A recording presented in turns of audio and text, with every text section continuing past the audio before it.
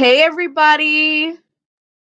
How's everyone doing? Thank you guys so much for stopping by here on my channel, The Magical Solution, here on Facebook private group, The Magical Solution is How We Grow, on my YouTube channel, The Magical Solution, and then, of course, on TikTok, The Magical Solution. Hey, girl. Hey.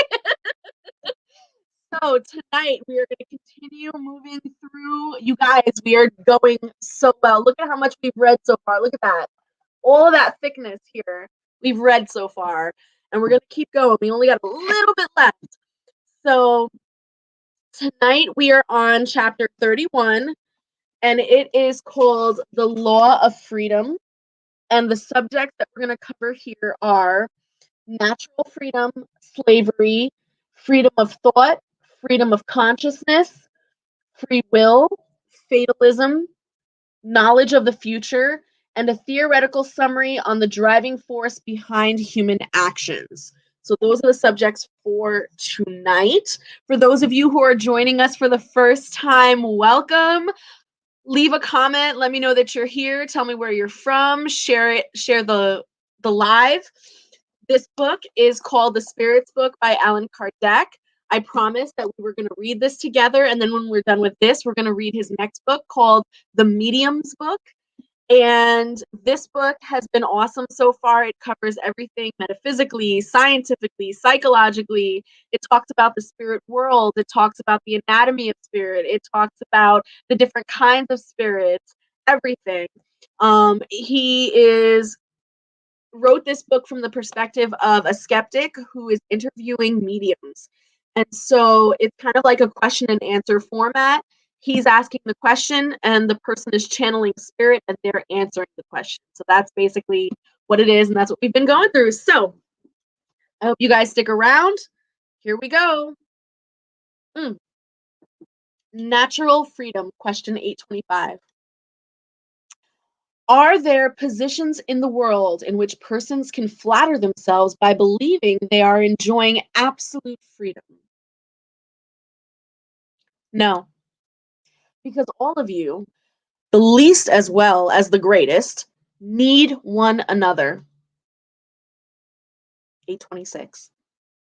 What would be a condition in which humans could enjoy absolute freedom? That of a hermit in a desert. As soon as two individuals are brought together, there are rights to respect, and they no longer have absolute freedom. Oh, that's gonna cringe some of y'all. I can already feel it. Some of y'all are like, what? What he say?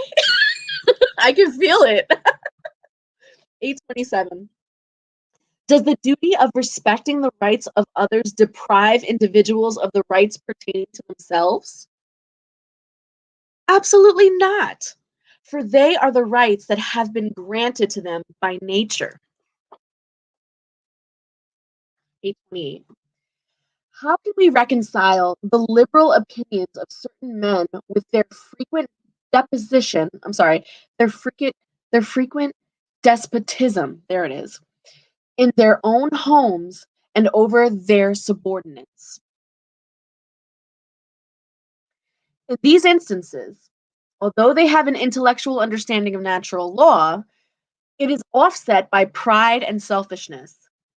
They know what they should do if their principles are not a well calculated farce, but they do not do it in practice.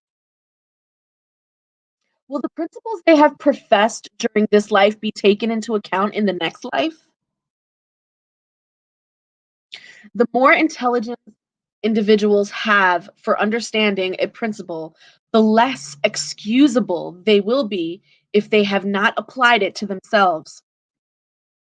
I tell you truthfully that simple but sincere persons are more advanced on God's pathway than those who try to appear to be what they are, in fact, not. Ooh, were we not just talking about that TikTok about the whole spiritual stuff and people like putting on the robes but not really doing the work? We were literally just talking about that. Oh, stupid. All right, the next subject, slavery. 829. Are there human beings who are meant by nature to be the property of others? Every instance of subjugation of one human being to another is contrary to the law of God. Slavery is an abuse of power and will gradually disappear with progress, as will all other abuses. Any human law that establishes slavery as a law against nature because it equates people with animals and physically and morally degrades them. Period. Point blank. 830. When slavery belongs to the customs of a culture, are those who practice it reprehensible since they are doing nothing more than following a usage that seems natural to them? Evil is evil always. All your sophiatry will not render an evil action good. However, the responsibility for evil is relative to the means at your disposal to comprehend it. Those who use the law of slavery are always guilty of violating the law of nature. But in this, as in all things, the guilt is relative. Because slavery was a custom among certain cultures, people practiced it in good faith as something that seemed natural to them. But their reason, more developed and especially enlightened by the teachings of Christianity, eventually showed them that the slave was their equal before God. Then they no longer had an excuse. 831. Does the natural inequality of aptitudes place certain peoples under subjection of the more intellectual ones?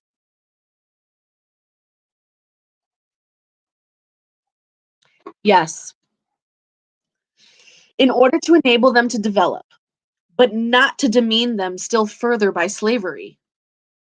Human beings have long regarded certain races as domesticated beasts of burden, equipped with arms and hands, and have thought that they had the right to sell them as such.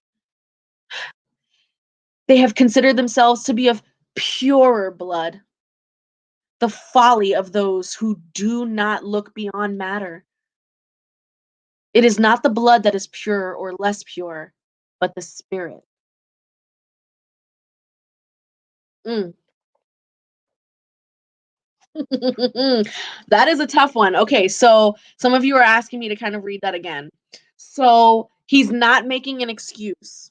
He's not making an excuse for slavery. What he is saying is that when slavery is a part of a particular culture or a custom of a particular people, and they're doing that as part of their culture and good faith, they think they're doing the right thing.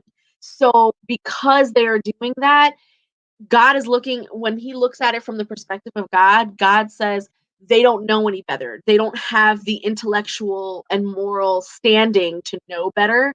And so the defense on their end is a little bit less. However, when they do have the intellectual and moral standing to know better. So, for example, the minute someone in that community says to themselves, you know what, this doesn't seem like a good thing, the minute they come to that realization, boom, it is now your responsibility to do something about that. Because the minute you are aware that subjugating another person is bad and against natural law, you are now held at a higher standard and will be punished higher in God's eyes because of that.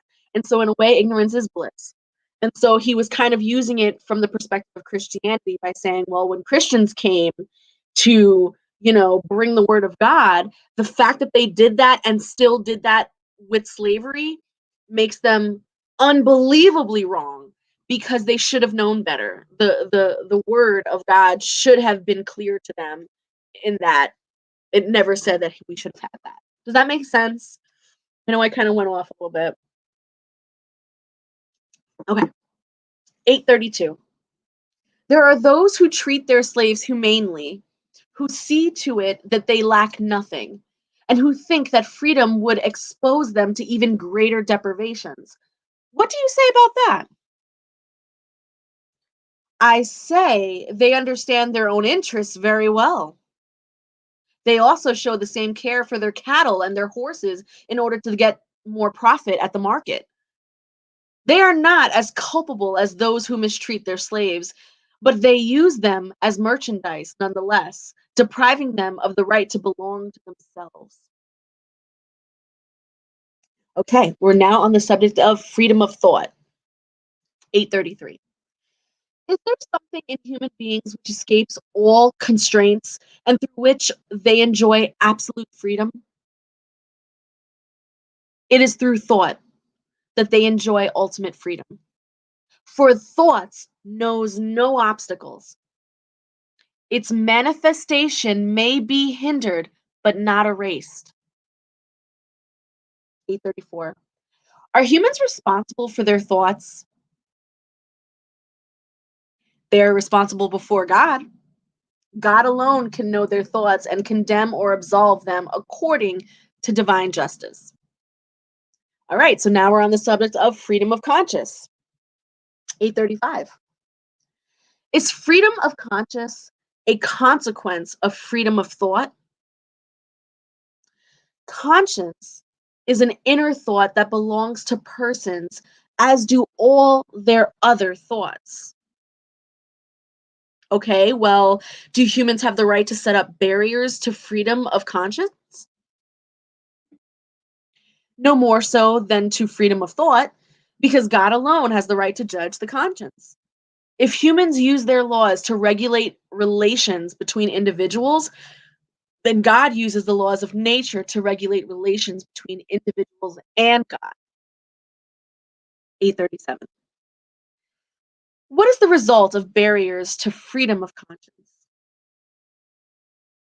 It constrains individuals to act against their own way of thinking, turning them into hypocrites. Freedom of conscience is one of the characteristics of true civilization and progress. 838. Is every belief respectable, even when notoriously wrongheaded? Every belief is respectable when it is sincere and leads to the practice of the good. Reproachable beliefs are those that lead to evil. 839. Are we blameworthy when we offend the beliefs of someone who does not think like us? It shows lack of charity and goes against freedom of thought. 840. Does it go against freedom of conscience to obstruct beliefs that might disturb society? Acts may be restrained, but inner belief is untouchable. Restraining the external acts of a belief when such acts cause harm to others does not go against freedom of conscience, for such repression leaves to the belief its entire freedom. 841. Out of respect for freedom of conscience, should we allow the propagation of harmful doctrines, or may we, without going against such freedom, seek to lead back onto the path of truth those who have been led astray by erroneous principles? Certainly, you may. You should. But follow the example of Jesus. Teach by gentleness and persuasion, and not by force, since that would be worse than the belief of the one whom you desire to convince. If there is something that should be allowed to be imposed, with which is goodness and fraternity, but we do not believe that means for doing so is violence. Conviction cannot be forcefully imposed. 842. Since all doctrines claim to be sole expression of the truth, by what signs can we recognize which one actually has the right to be presented as such? It will be the one that produces the fewest hypocrites and the greatest number of moral individuals, which means they practice the law of love and charity in its greatest purity and widest application. By this sign, you will recognize which doctrine is good, because those doctrines that result in sowing disunion and establishing divisions among God's children can only be erroneous and harmful. Okay, we're now on the subject of free will. 843. Do humans act with free will? Since they have freedom of thought, they have freedom of action. Without free will, human beings would be a machine. Okay. Well, do people enjoy free will from the moment of birth? They have the freedom to act from the moment they have the will to act. During the first phases of life, freedom is almost non existent. It develops and changes its objectives as the faculties develop. Since the thoughts of children are in proportion to the needs of their age, they apply their free will to things that are necessary for them. 845. Are the instinctive predispositions that individuals bring at birth an obstacle to the exercise of their free will? Instinctive predispositions arise from those of the spirit before incarnation. Depending on how much the spirit has evolved, these predispositions can incite the individual to reprehensible acts in which he or she will be aided by spirits who sympathize with those dispositions. However, there is no irresistible incitement if the individual has the will to resist. Remember, where there is will, there is a way. 846. Does our organism have an influence on our actions in life? If so, isn't it at the expense of our free will? The spirit is certainly influenced by matter, which may hinder its manifestations. That is why, on worlds where bodies are less material than on Earth, the faculties unfold with more freedom. However, the instrument does not give faculties to the spirit. Furthermore, in this case, it is necessary to distinguish between moral faculties and intellectual faculties. If individuals have an instinct for murder, it is assuredly their own spirit that possesses it and which transmits it to them. It never arises due to their bodily organs. Those who suppress their thought in order to occupy themselves with matter become like an animal, and even worse, since they no longer think about being on guard against evil. It is in this that they become culpable because they act in this manner of their own free will. 847. Can a distortion of the faculties deprive humans of their free will?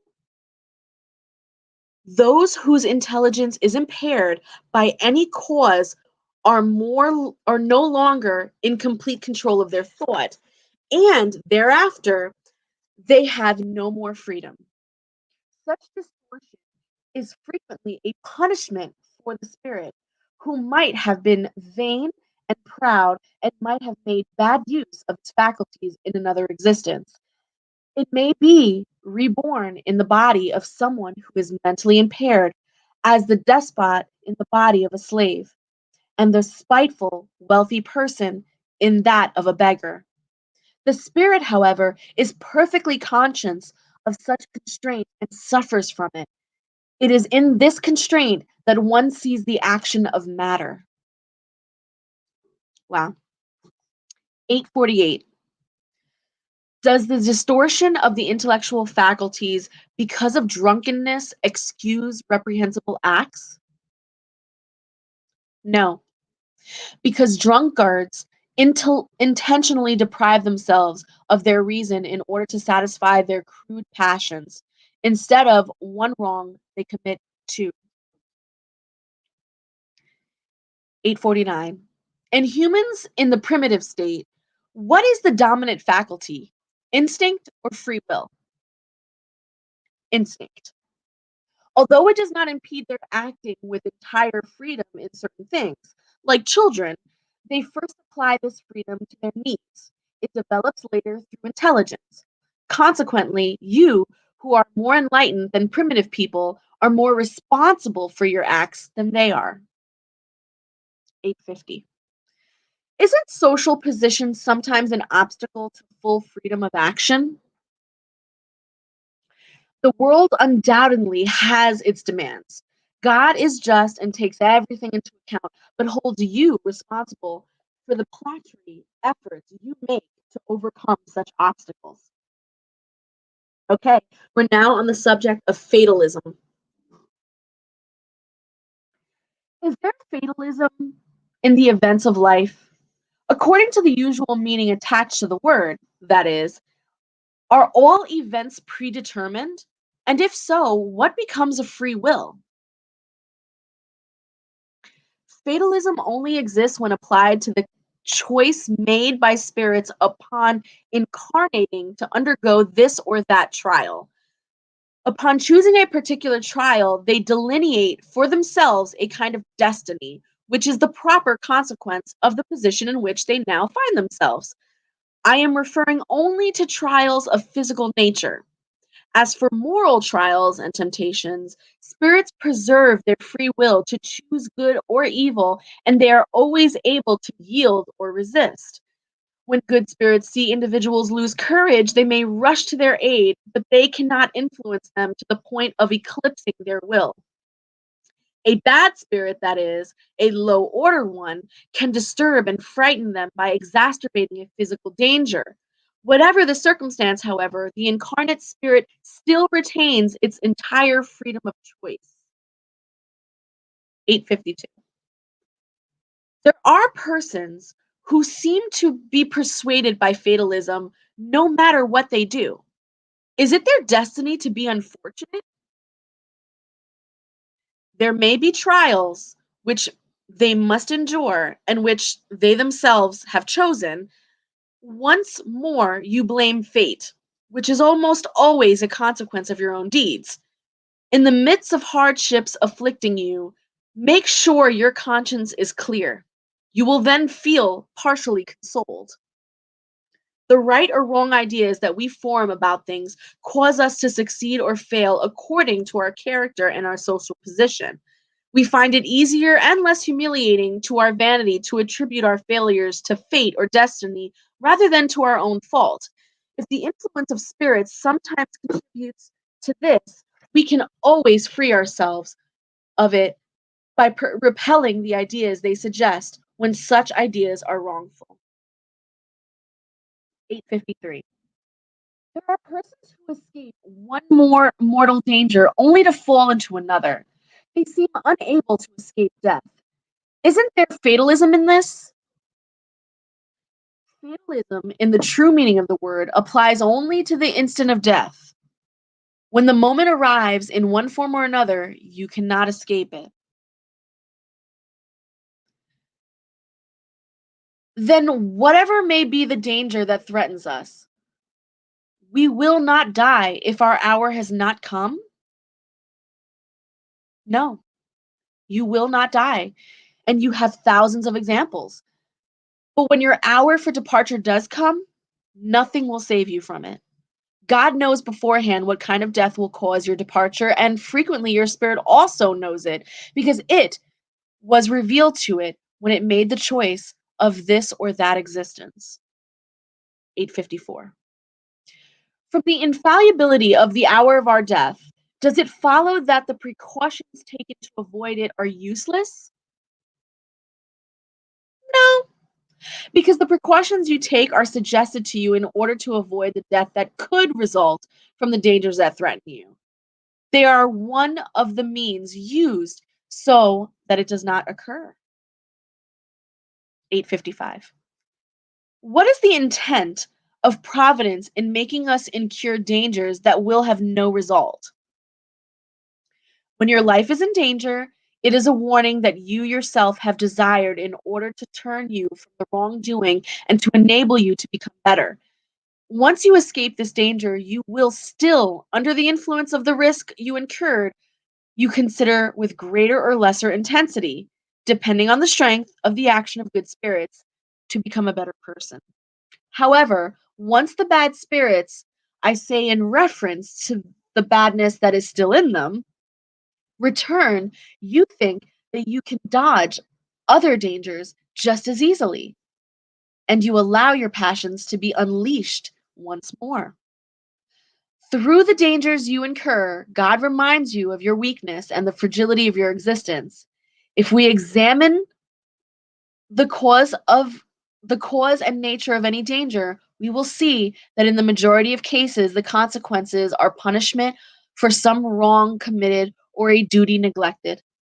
God thus warns you to reflect on and correct your wrongs. 856. Does the spirit know beforehand what kind of death it will suffer? It knows the kind of life it has chosen will expose it to dying more probably in one way than in another, but it also knows which struggles it will have to sustain in order to avoid it. And if God so wills it, it will not succumb. 857. There are soldiers who brave the perils of combat with a certain conviction that their hour has not yet come. Is there any foundation for such confidence? Quite frequently, individuals have a presentiment of their end, and thus they may have a presentiment that they will not die yet. This presentiment is given to them by their protector spirit, who desires to warn them in order for them to be ready to depart, or in order to rebuild their courage at times when it becomes necessary. It may also come to them from their own intuition of the life they have chosen or of the mission they have accepted and which they will now fulfill. 858. Why do those who foresee their death generally dread it less than others? It is the individual who dreads death, not the spirit. Those who foresee it think more as a spirit rather than as a physical entity. They understand their deliverance and they wait for it. 859. If death cannot be avoided when our hour arrives, is it the same in regards to all the accidents that occur over the course of our life? They are generally small enough matters about which we can warn you by directing your thought in such a way that you can avoid them. For we do not like physical suffering. However, this is of little importance for the course of the life you have chosen. Actually, bona fide fatalism applies only at the time when you must enter and depart this world. Okay, well, are there events which must necessarily occur and which the will of the spirits cannot avert? Yes, but which you, when in the spirit state, foresaw and anticipated upon making your choice. However, you do not believe that everything that happens to you is written, as some say. An event is almost always the consequence of something you have done by an act of your own free will, in such a way that if you had not done so, the event would not have occurred. If you burn your finger, it is only the consequence of your imprudence and the condition of a matter. Only the great sorrows, those important events that are capable of influencing your moral evolution, are foreseen by God because they are useful for your purification and education. 860. Can humans, through their own will and efforts, avoid events that were to occur and vice versa? They can. If this apparent deviation fits into their general order of the life they have chosen, furthermore, in doing good, their duty and their sole purpose of life, they can prevent evil, especially that which might contribute to still even greater evil. 861. Upon choosing their existence, do those who commit a murder know that the time that they would become murderers? Okay, so those who commit murder, do they know at the time that they're going to become murderers? Okay. No. They only know that in choosing a life of struggle, they will incur the probability of killing one of their fellow beings, but they do not know if they will actually do so or not. Murderers will almost always deliberate in their minds before committing the crime, and those who deliberate about something are always free to do it or not. If spirits knew beforehand that as individuals they would have to commit a murder, it would mean that they were predestined to do so. However, you should not be very clear about the fact that no one is ever predestined to commit a crime, and that every crime, like any and every other act, is always the result of volition and free will. Moreover, you always confuse two very distinct things: the material events of existence and the moral acts of life. If there is sometimes fatalism, it only applies to material events where the cause is outside of you and independent of your will. As for the acts of the moral life, they always emanate from the individual, him or herself, who therefore always has the freedom of choice. There is never fatalism in such acts. Do you understand that? When you're choosing, when before you are born, you choose a life of suffering or a life of goodwill or a life of whatever, but you don't choose to be a murderer. You don't choose to be a rapist. You don't choose to do those things because those are moral decisions that are made at the moment of that decision. You might choose a difficult life that puts you in a predicament where you might have to make a choice to kill someone or not, but at the end of the day, it's still your choice to do that. That's what it's saying here. 862. There are those who never manage to succeed, who seem to be persuaded by a bad influence in all of their undertakings. Isn't this what we would call fatalism? It could be fatalism if you would like to call it that, but it results from the choice of the kind of existence. Such individuals wanted to experience a life full of disappointment in order to exercise their patience and resignation. However, you must not believe that this is fatalism is always unavoidable. It is often only the result of their having taken a wrong path that is not in keeping with their intelligence and aptitudes. Someone who tries to swim across a river without knowing how to swim stands a very good chance of drowning. It is the same in most events of life. If people did not try to undertake more than what was in keeping with their own faculties, they would always succeed. What causes their failure are their self-centeredness and ambition, which divert them from their proper path and make them consider a vocation that entails nothing but the desire to satisfy certain passions. Then they fail, and it is their own fault. But instead of recognizing their error, they prefer to blame their horoscope.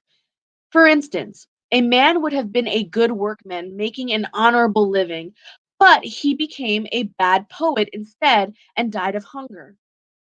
There would be a place for everybody if each one knew how to occupy his or her own niche. Oh, bitch, say it again. Did y'all hear that? Stay in your lane, know your place, know what your skills are, know what your faculties are, learn new skills, educate yourself, elevate morally, and do the thing that your faculties are capable of doing, not trying to overextend that because some things are just not meant for you, and that is okay. That is okay. Oh, I love it. 863. Don't social customs often obligate people to follow a certain path rather than another? And aren't they subject to the influence of others' opinions in their choice of an occupation? Like, isn't what we call human respect actually an obstacle to the exercise of our own free will? Social customs are made by humans, not by God. If they submit to them, it is because they suit them. This is also an act of free will, because if they wanted to, they could reject them. So why do they complain? They should not accuse social customs, but their own foolish vanity, which leads them to prefer to die of hunger rather than infringe upon such customs. Nobody takes this sacrifice to public opinion into account, though God will take it into account their sacrifice to their own vanity. This does not mean that they should unnecessarily go against public opinion, like certain persons who are more possessed of eccentricity than true philosophy. It is just as absurd to display oneself as an oddity as it is a wise to willing descend the social ladder without complaining if one cannot remain at the top. 684. If there are persons whose fate seems to be against others seem to be favored by, is it because everything goes well for them? To what may this be attributed to? Usually, they are better at self-guidance. However, it could also be a kind of trial. Success intoxicates them.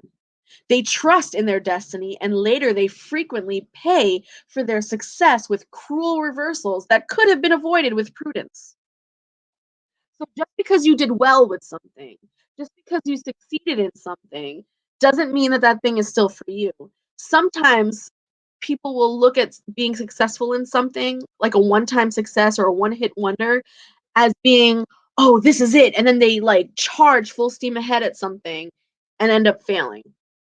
Because that little offshoot success doesn't necessarily mean that that's it, right? Have patience with yourself. 865. How can we explain the luck that seems to favor certain individuals in circumstances that depend neither on will nor on intelligence? Games of chance, for example. Certain spirits have chosen certain types of pleasure beforehand, and the luck that favors them is a temptation. Those who win in the material sense might lose as spirits. It is a trial for their pride and for their greed. 866. Then wouldn't the fatalism that seems to preside over our destinies in the material life also be the result of our free will? You yourself have chosen your trials. The more difficult they are and the better you bear them, the more you evolve. Those who spend their lives in the selfish enjoyment of abundance and their own welfare are cowardly spirits who remain at a standstill. Thus, the number of unfortunate greatly surpass the fortunate, sorry, since the majority of spirits have sought the trials that will be most useful to them. They see too clearly the futility of earthly grandeurs and pleasures. Besides, the most satisfactory life is always full of events and its own problems to solve, even in the absence of suffering. 867. It comes from I'm sorry, where does the expression born under a lucky star come from? It comes from an old superstition, according to which the stars were connected with the destiny of each human being. An allegory that some people are foolish enough to take literally. Okay, we're now on the subject of foreknowledge and the future. 868. Can the future be revealed to humans? In principle, the future is hidden from them, and only in rare and exceptional cases does God permit it to be revealed. Do you hear that? In rare cases does God permit the future to be revealed. You're welcome. 869. For what purpose is the future hidden from them? If they knew the future, they would neglect the present, and they would not act with the same freedom, because they would be dominated by the thought that if a certain thing must happen, it is no use being concerned about it, otherwise they would try to prevent it. God has willed it to be this way so that each one may contribute to the accomplishment of things, even those that he or she would like to thwart. Thus, it is that you yourselves unknowingly prepare the events that will occur over the course of your lives. 870. But if it's useful for the future to remain hidden, why does God sometimes allow it to be revealed? This happens if a particular foreseen event would facilitate the accomplishments of things instead of preventing them, and if it leads individuals to act differently than they would have if the revelation had not been made. Besides, many times it is a trial. The foreknowledge of an event may awaken thoughts that are more virtuous or less so. For instance, if a man knows that he will receive a fortune that he had not expected, he may be taken by the sentiment of greed or elation about the probability of adding to his earthly pleasures. In order to obtain the fortune sooner, he may desire the death of the one who is to leave it to him. On the other hand, perhaps such foreknowledge will awaken good sentiments and genuous thoughts in him. If the prediction is not fulfilled, it will be another trial. The way in which he bears the disappointment, nonetheless, he will have acquired the merit or the blame for the good or bad thoughts that the prediction aroused in him. Does that make sense? So God allows the future to be told in a very rare situations, and in those rare situations, it could be because something massive, a catalyst needs to occur to make a drastic change. And so that revealing of the future can allow that catalyst to occur. Or in this particular example, it could be because it's a trial of a spirit. So God is testing to see where your spirit goes. Does it go to bad thoughts where you start to wish the death upon the person who's going to leave you the fortune behind? Or is it going to lead to good thoughts like all the different charities you're going to donate to once you do have that money? And that trial is going to determine whether that prediction will come true or not. And it just might be a test, right? 871. Since God knows everything, God knows whether a person will or will not fail at a particular trial. If that is the case, what is the need of the trial in the first place, since it cannot add anything to what God does not already know about that person? Do you see how the questions he's asking is becoming more and more skeptical? Like he's trying to trip up the answers of the spirit, right? So let's see. You might as well ask why God did not create human beings perfect and accomplished to begin with, or why they must pass through childhood before arriving at adulthood. The purpose of a trial is not to enlighten God about what people deserve.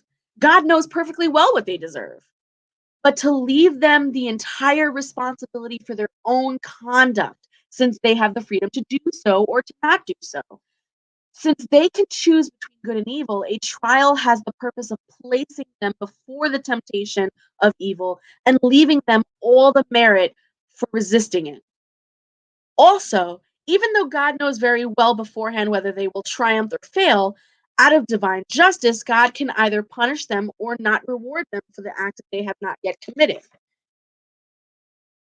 It is the same among humans. However capable aspirants may be, and no matter how certain they are of success, they cannot be granted a diploma without first being tested, without trial. In the same way, a judge does not condemn the accused except with proof that a crime was actually committed, and not by the prediction that the accused can or might commit such an act in the future. The more we reflect on the consequences that the knowledge of the future would have for humans, the more we see how wise Providence was to conceal it. The certainty of a happy event would result in inaction, an unpleasant event in discouragement. In either case, our efforts would be paralyzed. This is why the future is not shown to humans except as a goal they must reach through their own efforts, but without knowing the tribulations they go through in order to reach it. Knowing about all the incidences they might encounter along with way would deprive them of their initiative and the use of their free will. They would let themselves be dragged down the fatal slope of events without exercising their own faculties. When the success of a matter is assured, no one is worried about it any longer. Okay, so now we are on the theoretical summary of the driving force behind human action. The title of that section was The Foreknowledge of the Future. And the title of the book is called The Spirit's Book by Allan Kardec. Here we go. 872. The issue of free will may be summed up as follows. Humans are not fatally led into wrongdoing. Their acts are not written beforehand. The crimes they commit are not the result of any decree or destiny. As a trial and an expiation, they can choose an existence in which they will feel induced to a crime, whether through the surroundings in which they are placed or whether through the circumstances that supervene, but they will always be free to act as they wish. Free will exists in the spirit state, in the choices of trials, and in the corporal life, in the ability of yielding to or resisting the temptations to which they have voluntarily submitted themselves. It is the duty of education to combat wrongful tendencies, and it will effectively do so when it is based on an in-depth study of the human moral nature. Through the knowledge of the laws that govern this moral nature, humans will manage to modify it, as intelligence is modified through education and physical constitution through bodily care. When disconnected from matter and in the errant state, the spirit makes the choice of its future corporal existence according to the degree of perfection it has reached. It is in this, as we have stated, that is free will especially consists. This freedom is not annulled by incarnation. If the spirit yields to influence of matter, it fails in the trials it has chosen for itself. In order to help overcome them, however, it can invoke the assistance of God and the good spirits. Without free will, humans would be neither guilty in badness nor meritorious in goodness. This is so true that in a world, censure or praise always depends on intent, that is, on the will of the individuals. Those who say will actually mean freedom. Therefore, people could not seek excuses in their physical makeup for their wrongs without abdicating reason and the human condition itself, and without equating themselves with the brute. If this can be applied to evil, it applies to the good as well. But whenever people practice the good, they take great care to attribute the merit to their favor. They do not attribute it to their organs, a fact which, notwithstanding the opinion of a few theoreticians, proves that they instinctively do not renounce the most glorious privilege of their species, freedom of thought. Fatalism, as commonly understood, implies a prior and irrevocable ordaining of all the events of life, whatever their importance may be. If that were the order of things, human beings would be like machines deprived of will. Of what use would their intelligence be if they were invariably overruled in all of their actions by the force of destiny? Such a doctrine, if true, would represent the destruction of all human freedom. Individuals would have no responsibility of their actions, and as a result, there would be neither good nor evil, neither crime nor virtue. God, being supremely just, could not chastise God's creatures for wrongs that did not depend on them to start with, or reward them for the virtues which they had no merit. Such a law would be a further negation of the law of progress, because people who would depend on fate for everything would try to do nothing to improve their position, since they could make it neither better nor worse. However, fatalism is not a meaningless word. It really does apply in regard to the position of individuals on the earth and the functions they perform on it as a consequence of the kind of existence that their spirit had chosen as a trial, an expiation, or a mission. The fatally under the fatally undergo all the tribulations of that existence and all the good or bad tendencies inherent to it. But at this point, fatalism ceases, for it depends on their will to yield or not to yield to the tendencies. The details of events depend on the circumstances that humans themselves create with their deeds and on those that spirits influence through the thoughts they suggest to them. There is fatalism, therefore, in the events that are presented to the peoples as a consequence of the choice of existence made by their spirit. However, there can be no fatalism in the results of such events because it may depend on them to modify the course of things through their own prudence. Furthermore, Fatalism never applies to the acts of the moral life. It is in death that people are subjected to absolutely, inexorably to the law of fatalism.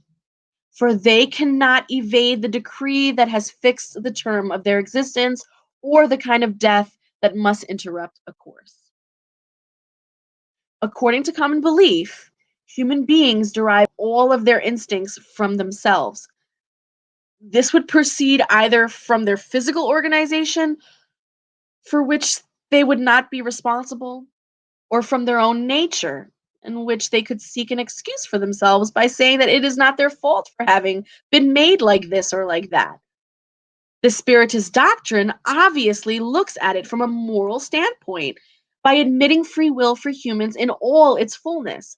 It tells them that if they practice wrongdoing, they yield to a wrongful suggestion that comes from an outside themselves, holding them fully responsible since the doctrine recognizes their power to resist, something obviously easier than to struggle against their own nature.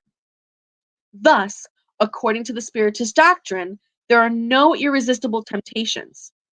People can always close their ears to the secret voice that induces them to do something wrong, just as they can close them to the physical voice of someone who speaks to them. They can do so through their will, asking God for strength and pleading for the assistance of their good spirits. This is what Jesus teaches in the sublime plea of the Lord's Prayer, commanding us to say, "Do not let us fall into temptation, but deliver us from evil." This theory of the driving force behind our acts obviously results all the teachings given by the spirits.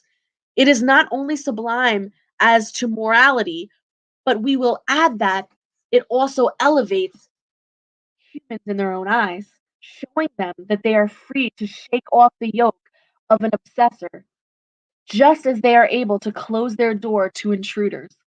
Thus, they are no longer machines acting on an impulse foreign to their own will, but instead they are rational beings who listen, judge, and freely choose between two counsels.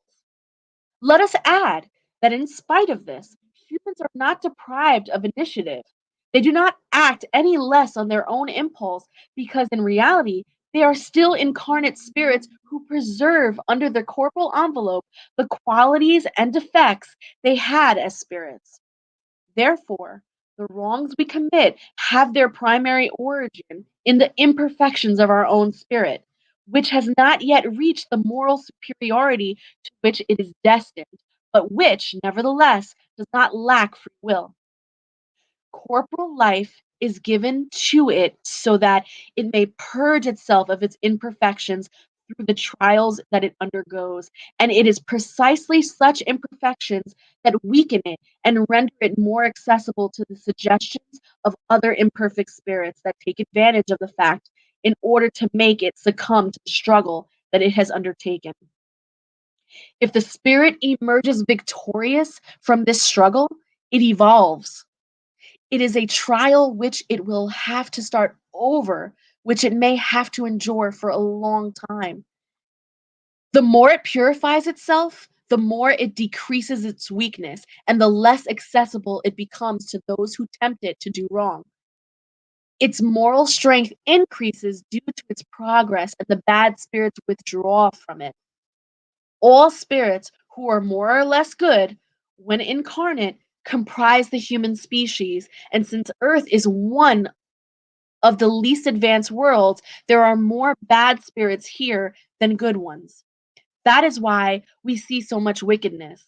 So let us make every effort not to have to return to this world after our present sojourn and to deserve repose on a better world, one of those privileged worlds where goodness reigns completely and where we will remember our stay on this planet as merely a time of exile. Woo! So that's the end of that chapter. Let me see what time it is. 7:55. Perfect timing. So the next Sunday when we meet, we will be talking about the law of justice, love, and charity. And in that chapter, we'll be talking about justice and natural rights, the rights of ownership, theft, charity and love for our neighbor, and material and filial love. Okay, so that's what we're talking about next time. Does anyone have any questions for me or want any clarification on anything that we've read so far? Now is your time. Ooh, my allergies. I'm so.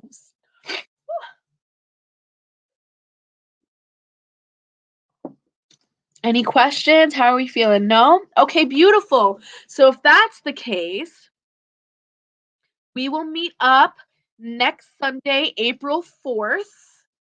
Okay, and we will meet up at the same time, 7 p.m. Eastern Standard Time, Sunday, April 4th. As always, thank you guys so much for hanging out with me. Please subscribe to my YouTube channel, my Facebook page, The Magical Solution, and please join my private Facebook page, The Magical Solution. This is how we grow so that you can further get into more subjects, spiritual subjects, and get a chance to speak to other people, not just myself, who are very enlightened in these subjects, okay? And make sure you say hello to me on TikTok as well. All right, guys, have a beautiful night. Thank you.